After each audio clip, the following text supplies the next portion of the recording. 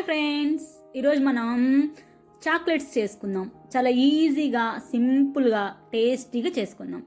దానికి ముందుగా నేను కొన్ని బాదం పప్పును తీసుకొని ఒక నైట్ అంతా నానపెట్టాను.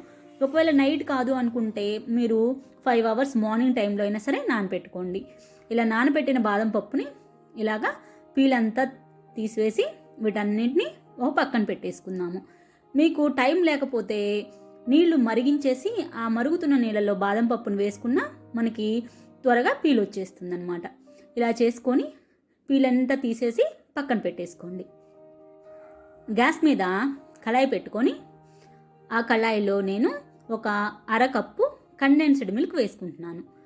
ఈ కండెన్స్డ్ మిల్క్ని కొంచెం గ్యాస్ని సిమ్లోనే ఉంచుకొని కొంచెం సేపు కలుపుకోవాలి. ఇలా కలుపుకున్న తర్వాత దీనిలో 2 స్పూన్స్ కోకోవా పౌడర్ వేసానమాట. ఈ కోకోవా పౌడరు కండెన్స్డ్ మిల్క్ బాగా కలిసేలాగా దీన్ని మనం కలుపుకోవాలి.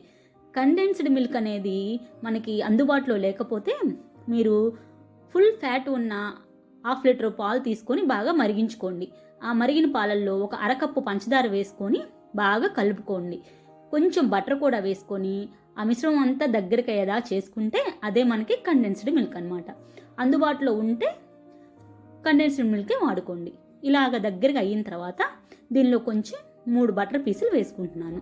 వేసుకొని బటర్ అంతా దీనిలో బాగా కలిసేలాగా కలుపుకోవాలి. గ్యాస్ని సిమ్లోనే పెట్టుకొని ఈ ప్రాసెస్ అంతా చేసుకోవాలి. ఇది మనకి బటరు షాప్స్లో దొరుకుతుంది. ఇలా పెద్ద పెద్ద బటర్ ప్యాకెట్స్ ఉంటాయి, చిన్న చిన్నవి కూడా ఉంటాయి. అవి తెచ్చుకొని మీరు వాడుకోవచ్చు. ఇదంతా బాగా కలిసేలాగా కలుపుకోవాలి. మీ దగ్గర ఇలాంటి పాత్రలైనా ఉన్నా వాడుకోవచ్చు, లేదా నాన్ స్టిక్ పాత్రలో అయినా సరే ఇది చేసుకోవచ్చు. కానీ మీరు ఇలా కలుపుతూనే ఉంటేనే మనకి అడుగు పట్టకుండా ఉంటుందన్నమాట. ఇలా కలుపుతూ ఇలా ఉడికించుకుంటూ బాగా దగ్గరికి అయ్యేంతవరకు చేసుకోవాలి.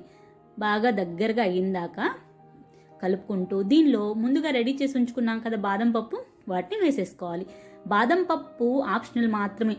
మీకు బాదం పప్పు కావాలంటే వేసుకోవచ్చు, లేదా జీడిపప్పు వేసుకోవచ్చు, నట్స్ అయినా వేసుకోవచ్చు, లేదంటే పల్లీల్ని వేయించేసి పొట్టు తీసేసి పల్లీలైనా వేసుకోవచ్చు. ఇది మన ఇష్టమేనమాట. మన టేస్ట్ తగ్గట్టు మనం వేసుకోవచ్చు. ఇదంతా బాగా ఇలా దగ్గరగా కలుపుకొని గ్యాస్ ఆపేసి దీన్ని మనం రోల్స్ లాగా చేసుకుందాం. దీన్నంతా మనం ఇప్పుడు ఒక పాలిథిన్ కవర్ మీద ఇలా వేసుకొని దీన్ని మనకి ఏ షేప్ కావాలంటే ఆ షేప్లో దీన్ని మనం మోల్డ్ చేసుకోవచ్చు.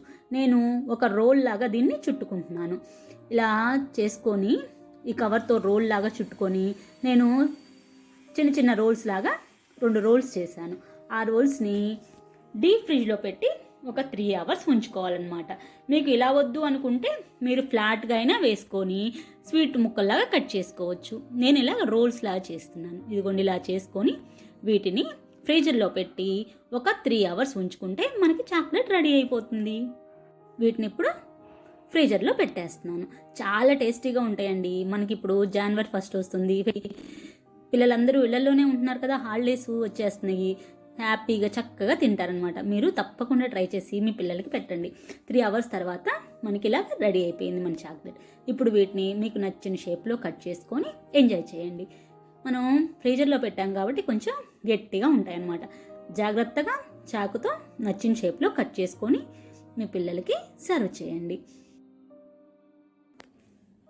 తప్పకుండా ట్రై చేసి మీకు ఎలా అనిపించిందో నాకు కామెంట్ బాక్స్లో తెలియచేయండి.